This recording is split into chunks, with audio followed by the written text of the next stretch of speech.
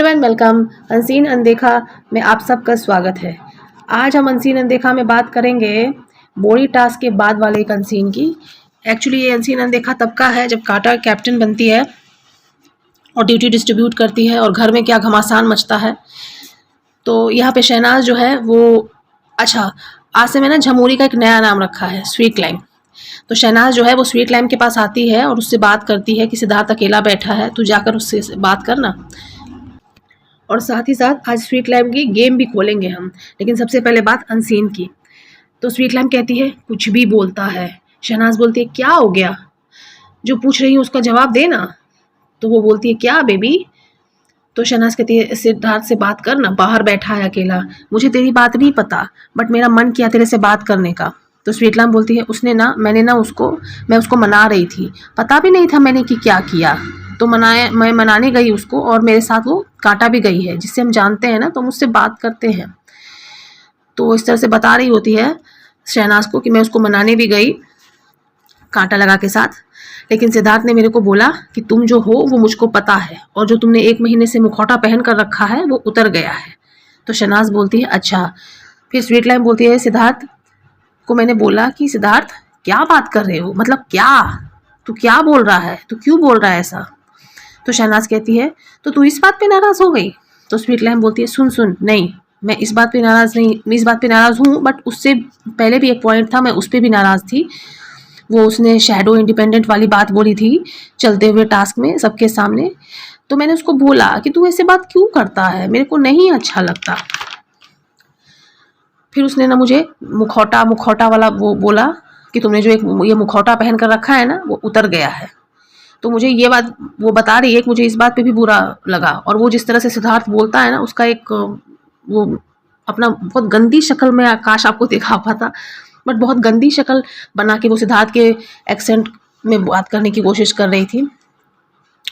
तो शहनाज सुन रही होती है बस। तो फिर वो स्वीट लाइम बोलती है अगर मैंने मुखौटा पहना है और वो उतर गया है तो इसका मतलब है मैं धोखेबाज हूँ। हाँ वो तो तुम हो ही, फिर धोखेबाजों को अपनी ज़िंदगी में नहीं रखना चाहिए।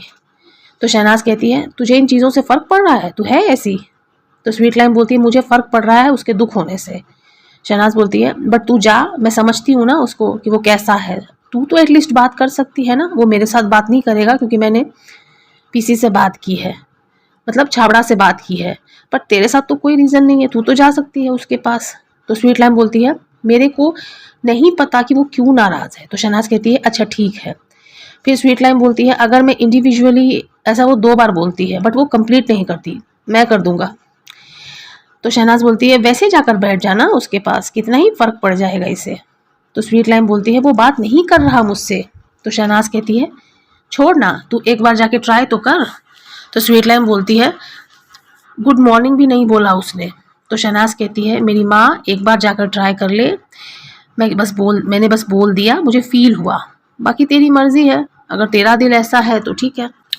तो यहाँ पे ये अनसीन अनदेखा खत्म होता है। एक एक लाइन में इसके सारे पॉइंट्स को क्लियर कर देते हैं। सबसे ये जो बोल रही थी ना कि अगर मैं इंडिविजुअली, तो ये बोलना ये चाह रही थी कि अगर मैं इंडिविजुअली खेलना चाह रही हूँ या इंडिविजुअल हो गई हूँ तो क्या प्रॉब्लम है। तो सबसे पहली बात, ये पूरे सीजन में कभी भी इंडिविजुअल नहीं थी।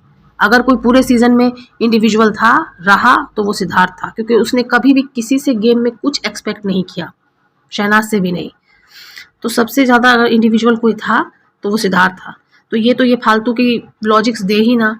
दूसरी बात ये कह रही थी कि मुझे पता ही नहीं है कि वो किस बात पे नाराज़ है। द मोमेंट उसने हिंदुस्तानी भाव ने इसको बोला कि सिद्धार्थ खेल रहा है, बस उसी मोमेंट में इसका दिमाग फिरा, ये मैनिपुलेट हुई और वो जाके छाबड़ा की टीम में जाके बैठ गई और इसे ये पूछ रही है कि इसको पता ही नहीं है किसने क्या किया है। और ये जो बोलती है ना कि ये मुखौटा पहना हुआ था, तो सच में इसने मुखौटा ही पहना हुआ है। ये सिर्फ सिद्धार्थ के साथ दोस्ती का ढोंग रचती है, लेकिन पीछे से फुल टू प्लानिंग करती है बाकी लोगों के साथ। और देखा जाए तो इसने बाकी के भी अलायंस बना रखे थे गेम में, जब ज़रूरत पड़े सबको यूज़ कर लो, चाहे वो देवो के साथ हो, चाहे वो रश्मि के साथ हो, इसकी 8 साल की बेस्टी, तो सबके साथ इसके कनेक्शन ऑन ही थे।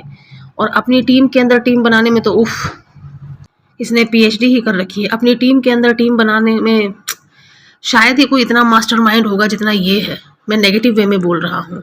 और अभी रही बात सिद्धार्थ के इंडिपेंडेंट या शैडो वाली बात बोलने की, लेट्स पॉज। इसने बोला कि इसको बुरा लगा सबके सामने सिद्धार्थ ने बोला, तो जब इसकी 8 साल की बेस्टी ने इसको बोला था कि तुम एक कंफर्ट जोन में हो, तुम एक शैडो में हो, तुम वहाँ से निकलो।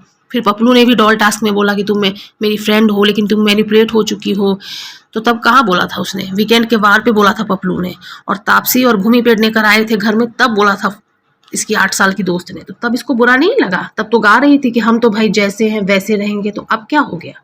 अब ये हुआ है कि इसको कॉन्फिडेंस आ गया है कि अब ये गेम खेल सकती है, इसने गेम सीख लिया है, अपनी फेस वैल्यू बना ली है, तो अब इसको नहीं चाहिए, इसलिए इसको इतना बुरा लगने लगा है ऑल ऑफ सडन। सिद्धार्थ के दुखी होने से इसको कब से दुख लगने लगा? एक तरफ तो ये नल्ला को प्रोटेक्ट करती है कि सिद्धार्थ को दुख लगेगा, और दूसरी तरफ सिद्धार्थ को शहनाज से भी अलग करने की कोशिश करती है, तो तब सिद्धार्थ को दुख नहीं लगेगा?